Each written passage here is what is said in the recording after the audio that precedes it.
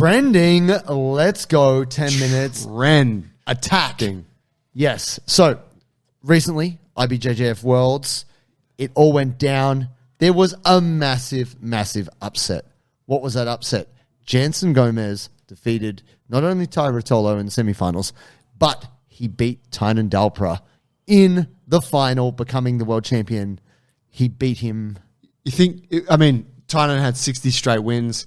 He had to lose one eventually. Yep. You think it was that thing where he's like, just get to 60, like close the nice, solid, even number, and then, No, I think he might have relaxed a little bit because he's beaten everyone. Like, he's just like, I'm so the hard best. to stay hungry and in that realm. Jansen Gomez so hungry, and he is the kind of ghetto boy, favela kid, wants it so bad he trains through check match in Brazil, in Rio, and mate, the intensity, that's what everyone talked about. Like, not only just watching that, but everyone around it was like, yo, that's some Leandro Lowe.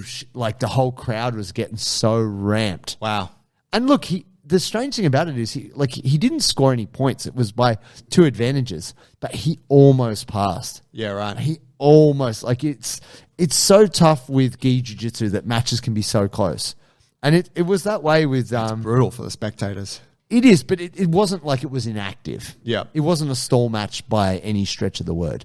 So that was really big news. Also, new absolute and super heavyweight champion... Victor Hugo. Yeah. Big fella, 6 Shanji's blades. student. Yeah, also trains with Lovato. But no Merengali. Yeah, what happened to him? He decided... Joey was waiting. Yeah. Joey's saying to the pro, come on, get your gi open, show us that manly chest. Just smile at the Golden camera. locks. He has declined to do IBJJF. They're not paying him.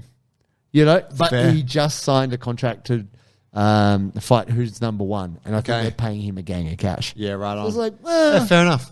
Yeah, there's a point where you got to start considering yourself professional. You know, I'm not showing up to this thing for free. Yeah, and that's kind of where he's at. So I was a little disappointed because I actually thought he'd have really good matches. Is he same weight category as Victor Hugo? No, he might be the one under. Yeah, right. Yeah, okay, yep. But Philippe Andrew won heavyweight. But Nicholas Merengali has beaten Philippe Andrew before. Okay. So anyway, there's that. Now we need to give a shout out to our people who were there at Worlds. Bulletproof For BJJ team. Representing. We had a solid crew there. We did. So first cab off the rank, Levi, Jones-Leary. Man, tough match. And the interesting thing was Levi didn't pull guard.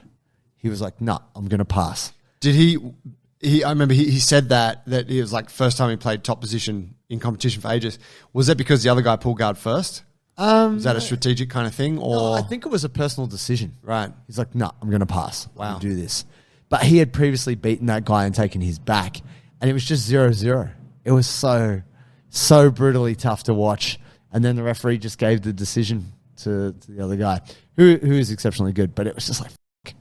I just get so frustrated when you get those matches where by the scoreboard and by the play, nothing significant happened, even though their styles were cancelling out. Yeah. Frustrating. Shout out also to our good friend and athlete, Adele Fornerino. Won her first match by a toe hold, but lost her second match. It's tough. It's tough when you get to that high level, and it is her first year at black belt. So she was coming in with that kind of fast trajectory where it's like first year at black belt, smashing everyone. Yeah. I reckon I should take this out. Yeah. And then you meet someone else that's also on a similar trajectory. Yeah, that's right. Or maybe been there a couple of years longer. Yeah. Games it a little bit. And there is definitely that gaming element. How did she lose that match? The final match she might have got, I believe it was like passed, and then maybe it was like a quick sub might have got caught. Okay. It's one of those things. It's incredibly tough because there's so many matches going on at Worlds. Trying to keep track of everyone fighting is incredibly hard. But got to give a shout out to Anav Kapoor. Yeah. My guy. I think it was his first comp at Blue Belt. Right. Maybe it was juvenile prior. Right. And you were saying it was juvenile Blue Belt division because they're under 18? I believe so, yeah. Yeah, I think so. But fucking silver medal, placed second. Incredible. And messaged us the day after and was like, I'm sorry I didn't get the gold for you guys. Not good enough. I sent back a voice message out. and I said, bro, do better. Yeah. Fucking what a legend. Oh, mate, that's amazing. How humble. Yeah. Yeah. An incredible mindset to aspire as so young. And also shout out to our boy Kanoa, who also First world's outing.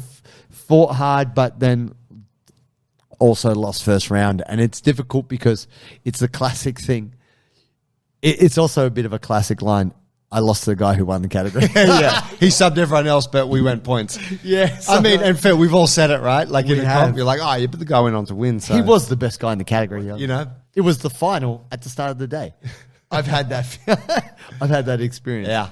Hey, good on him, man. And Yeah. another younger, what is he? 16, 17? Yeah, 16. Yeah, young dude, man. So much experience not yet had. Yes, the potential is huge.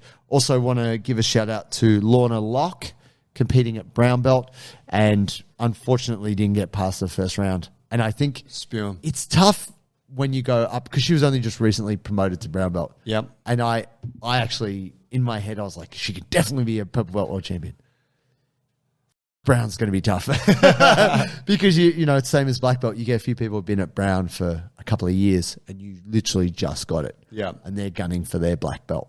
Yeah. And I actually think brown belt is one of the most competitive categories because that person's trying to show their coach they want that black The belt. hungriest. Yeah. So Yeah. anyway, want to shout out to all those people representing Bulletproof. Yeah, that's cool, man. Yeah, much love. And look, such a tough thing to compete on the world level. I think it's getting tougher and tougher. Next time we'll have like a team tent at the event. We'll have an after party on a boat and shit. It's going to be lit. Jules going to be there DJing, all that. And also getting all the audio visual while also DJing. Yeah. It's incredible. Watch next year.